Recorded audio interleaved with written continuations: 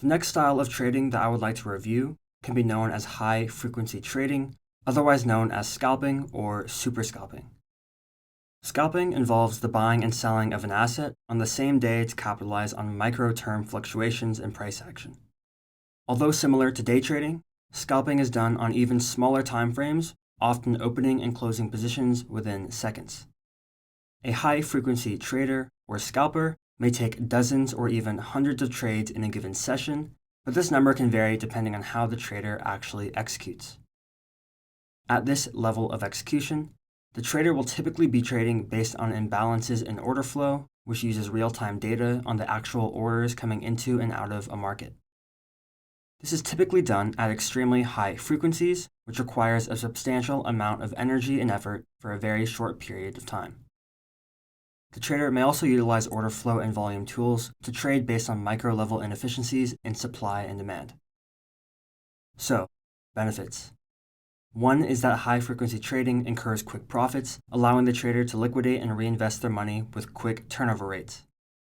You can imagine that the scalper is essentially maximizing their capital more so than any other trading style we have covered, since the capital can then be reinvested and used after closing the trade, which often occurs within the span of minutes or seconds. The trader is also not subject to overnight trades, as we had gone over before. In fact, the trader is able to massively reduce risk when scalping, as they can set extremely tight stops to their trades. When you are trading at such a high frequency, you are really only looking for a couple ticks or points of profit, which usually happens almost instantaneously. This means that if price even slightly goes against your anticipated direction, you can almost immediately exit for a very, very small loss. Now, this really all depends on how you exactly go about scalping. Some scalpers may take on low risk per trade, while others take on a bit more. This can be better defined as their risk to reward ratio. Another advantage to consider is the small amount of time commitment and headache that corresponds with scalping. Since there is very little risk on any given trade, the amount of stress and psychological strain on the trader is reduced significantly. So the thing with trading is that it is very conflicting with our biological systems. Naturally, we refrain from risky situations and risky experiences. When there is risk that our state of being is reduced to a lesser place. Whether this risk is big or small, it is something we will always subconsciously want to avoid, which is one reason why trading is hard, since you are always putting on risk. But this is why high-frequency trading can be good. While you are putting on risk, it is reduced significantly, and is only taken for minutes or seconds at a time. This is hardly enough time for your brain to even comprehend that there is risk at play, as the result or outcome of that risk is either fulfilled or reduced to zero within just a few moments. Still, there are some technical drawbacks of this trading style. One drawback is the high fees involved. Since there is typically a fixed set of fees for every open and close of a position, the more trades that are taken, the more fees are realized. This can make it difficult to earn a consistent income, as the trade profits are also extremely small. If the profits are small enough, they may not be large enough to win back the losses from fees, which can result in a net loss whether the trader is winning the position or not. Now, technically speaking, you can avoid or almost avoid incurring fees, which can be done through specific brokers and different membership levels. Although, more likely than not, you should expect to be pocketing fees for the entry and exit of every position. Another drawback, which is slightly obvious, is the PDT rule, which at this level of trading is rather self-explanatory. This rule would obviously be broken rather quickly when taking dozens of trades per day, so this would have to be mitigated through achieving the minimum account value or by finding brokers who do not comply with this rule. Now, one final disadvantage that I would like to mention is the risk of overtrading. Some people may even consider this trading style as overtrading altogether, since the trades are often not based on significant data, but spurts of information. In other words, the trading is inherently sporadic or impulsive, which is similar in definition to overtrading. Still, I would not personally consider this style overtrading unless you are executing your trades irrationally. That is the big word here. If you are trading with reason, with purpose, and of course, in accordance to your beliefs, no quantity of trades would be deemed overtrading in my book. But This can be hard to do when you are potentially making multiple decisions every minute.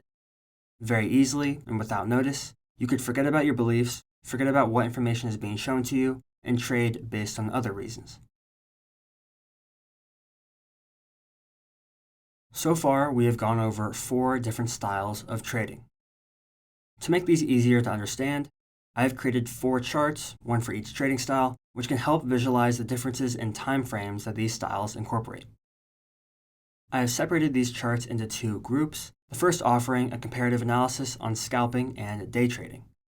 The following page will provide a comparison between swing trading and position trading. Something I want you to notice is that we begin with scalping, which involves the lowest or shortest time frames, which is then followed by day trading, swing trading, and position trading, all moving up in time frames. Again, this is a fundamental difference between the styles that we have reviewed, so it is important to become aware of. When looking at these charts, we can see that each involves a series of candlesticks, which also displays some green and red arrows pointing at certain candles. These arrows indicate a buy order or a sell order, depending on the color. This is essentially helping us understand the frequency of the trades that are occurring on the chart. We can also see that the x-axis is composed of different times, both charts displaying roughly 15 minutes of price action. The y-axis is composed of different price levels, both of which are the same among the charts for simplicity reasons. Now, what can we notice here? Well, the only difference really is the frequency of trades. We can see that the scalper has taken about a dozen trades within the 15 minutes of price action, while the day trader has taken 2. Another aspect to consider when looking at these charts is the way the traders go about fluctuations in price. We can see that the scalper does not really care whether price is going up or down, but rather focuses on micro-level fluctuations, those of which we cannot necessarily determine based on this chart alone. The day trader, on the other hand, is putting much more emphasis on longer-term movements within price and less emphasis on each individual candle. We can see that the trader is not exiting their positions after small movements against their position, as they are looking for bigger moves. This allows the day trader to increase their profit potential and ultimately trade higher quality setups.